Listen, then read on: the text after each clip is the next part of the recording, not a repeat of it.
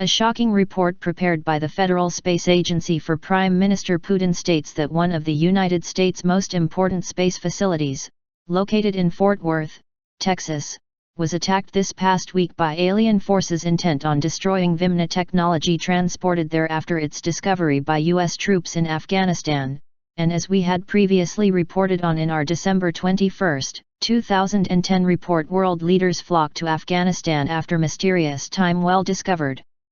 According to this report, the National Aeronautics and Space Administration's, NASA, Aviation Systems Division, located on a remote section of the giant Dallas-Fort Worth International Airport and responsible for engineering the software needed to control the airspace over North America, suffered a nearly half-hour-long sustained attack resulting in the deaths of over 500 U.S. military and space contractors working on Vimāna technology. Most incredible to note about this alien attack upon the U.S. was its being videotaped, but quickly explained away by America's propaganda media as being nothing more than transformer explosions caused by lightning, even though no such thing appears in the video and no explosive sounds can be heard at all. Important to note about Vimāna technology is that this mysterious aircraft is the long-known mythological flying machine described in the ancient Sanskrit epics that existed prior to the last overturning of our Earth and were purported to have weapons eerily similar to today's atomic bombs. The reason for the Americans transporting the captured Vimāna technology to their NASA facility in Fort Worth, this report continues, was to attempt its use in one of the United States' most secret flying machines described as the Black Triangle, said to have been reverse-engineered from alien technology and stationed there since the late 1980s. Interesting to note is that one of these American Black Triangle UFOs can, also, be seen on videotape after this past August when a game camera set up by Lisa Brock-Piekarski near the Dallas-Fort Worth airport captured it hovering in the night sky for over 2 hours. By all accounts coming from the United States, and as we had previously reported on in our April 24 report, US warns Russia, aliens on their way, will be here in 2016, though the Americans know the dangers of what they are dealing with, they still seem determined to ally themselves with a faction of these alien gods many in Russia believe will endanger all human life on this planet. In our May 10 report, Rip in Space-Time Vortex over Russian City Shocks Scientists, we further noted that the motherland is not immune to these types of alien attacks either, and which by all accounts are believed will get worse as a new NASA video appears to show that the massive UFO armada headed towards Earth behind the mysterious comet Elenin is much larger than originally thought.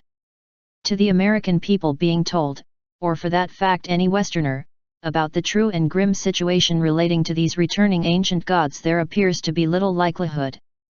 But as the Sorka Fall noted many years ago in her seminal work Battle Begins for Throne of This World, The Return of the Ain-Herjar Warriors, when the noted French seer Nostradamus wrote in Quatrain 6:21 the words, "When those of the Arctic Pole are united together, great terror and fear in the east, newly elected, the great trembling supported, Rhodes, Byzantium stained with barbarian blood, the next overturning of our world would be close at hand."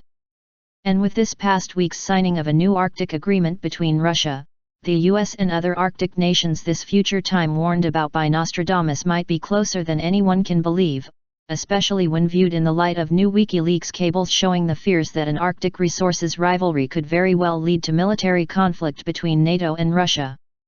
Though the information contained in this report will, and as always, be discounted by those in the West, especially the Americans, the same cannot be said of those knowing the truth of these things in the motherland, who having access to many of the same secret and top-secret reports we do are now reported to be building massive underground bunkers to protect themselves from what is to come, and as we can read, in part, as reported by the Bloomberg News Service in their article Rich Russians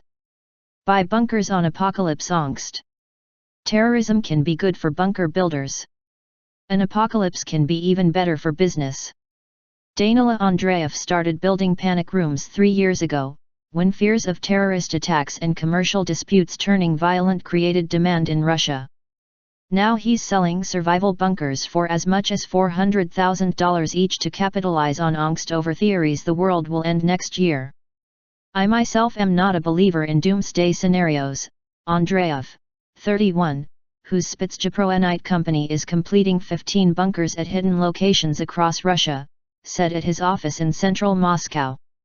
But when you start hearing clients talking about the end of the world, it gets you thinking.